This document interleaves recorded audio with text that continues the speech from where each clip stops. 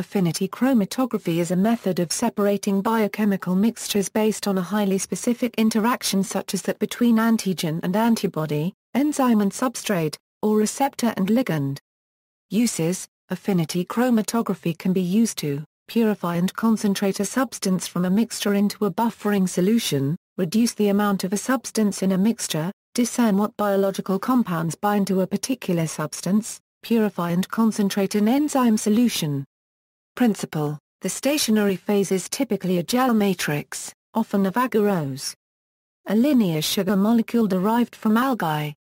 Usually the starting point is an undefined heterogeneous group of the molecules in solution, such as a cell lysate, growth medium or blood serum. The molecule of interest will have a well-known and defined property, and can be exploited during the affinity purification process.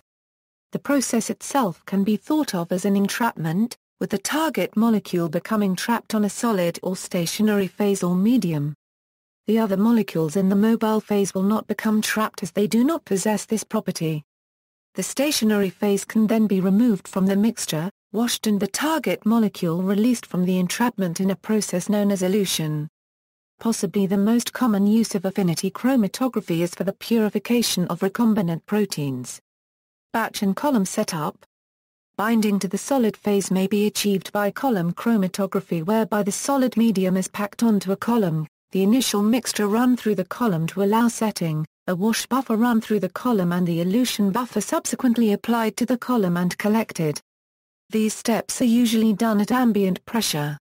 Alternatively, binding may be achieved using a batch treatment, for example, by adding the initial mixture to the solid phase in a vessel, mixing, separating the solid phase, removing the liquid phase, washing, recentrifuging, adding the elution buffer, recentrifuging and removing the eluate.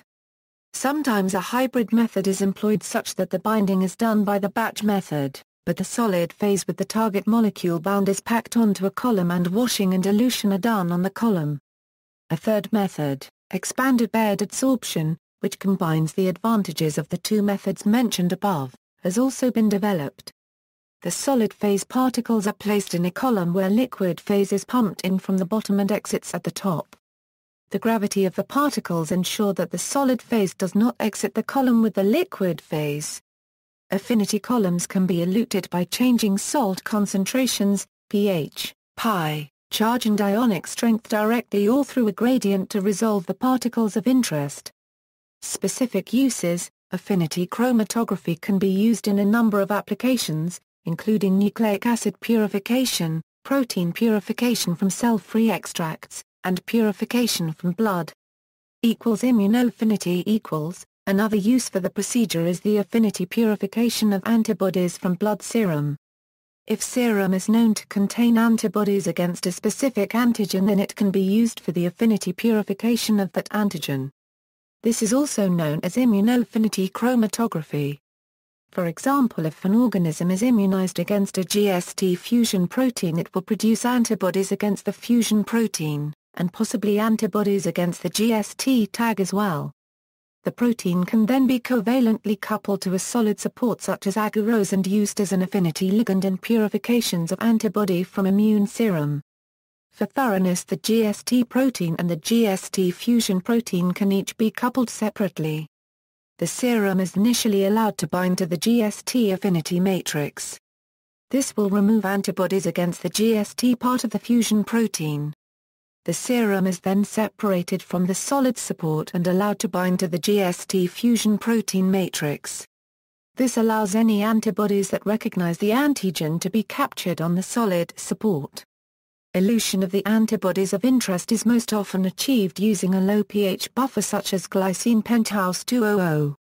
The eluate is collected into a neutral tris or phosphate buffer to neutralize the low pH elution buffer and halt any degradation of the antibody's activity. This is a nice example as affinity purification is used to purify the initial GST fusion protein, to remove the undesirable anti-GST antibodies from the serum and to purify the target antibody. A simplified strategy is often employed to purify antibodies generated against peptide antigens. When the peptide antigens are produced synthetically, a terminal cysteine residue is added at either the N or C terminus of the peptide. This cysteine residue contains a sulfhydryl functional group which allows the peptide to be easily conjugated to a carrier protein. The same cysteine-containing peptide is also immobilized onto an agarose resin through the cysteine residue and is then used to purify the antibody. Most monoclonal antibodies have been purified using affinity chromatography based on immunoglobulin-specific protein A or protein G, derived from bacteria. Immobilized metal ion affinity chromatography immobilized metal ion affinity chromatography is based on the specific coordinate covalent bond of amino acids, particularly histidine, to metals.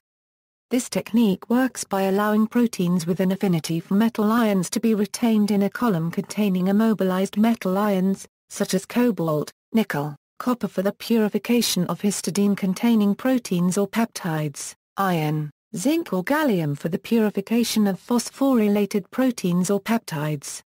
Many naturally occurring proteins do not have an affinity for metal ions, therefore recombinant DNA technology can be used to introduce such a protein tag into the relevant gene. Methods used to elute the protein of interest include changing the pH, or adding a competitive molecule, such as imidazole. Recombinant proteins possibly the most common use of affinity chromatography is for the purification of recombinant proteins. Proteins with a known affinity are protein tagged in order to aid their purification. The protein may have been genetically modified so as to allow it to be selected for affinity binding. This is known as a fusion protein. Tags include glutathione S-transferase, hexhistidine, and maltose binding protein. Histidine tags have an affinity for nickel or cobalt ions which have been immobilized by forming coordinate covalent bonds with a chelator incorporated in the stationary phase. For elution, an excess amount of a compound able to act as a metal ion ligand, such as imidazole, is used. GST has an affinity for glutathione which is commercially available immobilized as glutathione agarose. During elution, excess glutathione is used to displace the tagged protein. Lectins Lectin affinity chromatography is a form of affinity chromatography where lectins are used to separate components within the sample. Lectins, such as concanavlin A, are proteins which can bind specific carbohydrate molecules. The most common application is to separate glycoproteins from non-glycosylated proteins, or one glycoform from another glycoform. See also, weak affinity chromatography. References. External links: 1. Affinity Chromatography Handbook by GE Healthcare Life Sciences.